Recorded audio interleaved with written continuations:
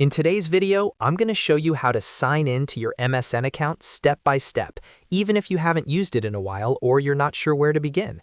This is a quick and easy tutorial that will help you get into MSN using your Microsoft login, so you can access your homepage, news, mail, and all the services connected to your account. If this video helps you out, please hit the like button and subscribe for more simple tech tutorials just like this. Alright, let's jump right in.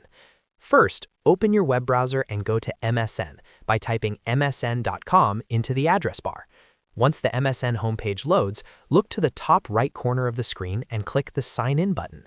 This will take you to the Microsoft login page, which is where you use the email address connected to your MSN or Microsoft account. Now enter your email address in the Sign In field.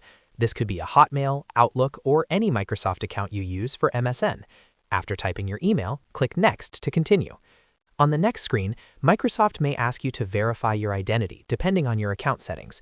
If that happens, follow the prompts carefully and choose the method that works for you.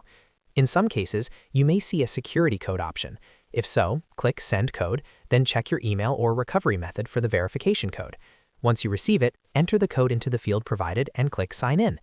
If your password is required instead, type it carefully and make sure there are no typos, then continue by clicking the Sign In button. After that, MSN should load your account and bring you back to your personalized homepage. From there, you can access your news feed, email, and other Microsoft services tied to your account.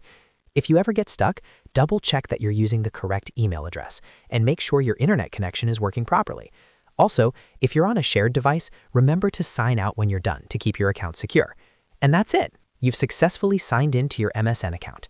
If this tutorial helped you, make sure to give it a like, subscribe to the channel, and turn on notifications so you don't miss the next helpful guide.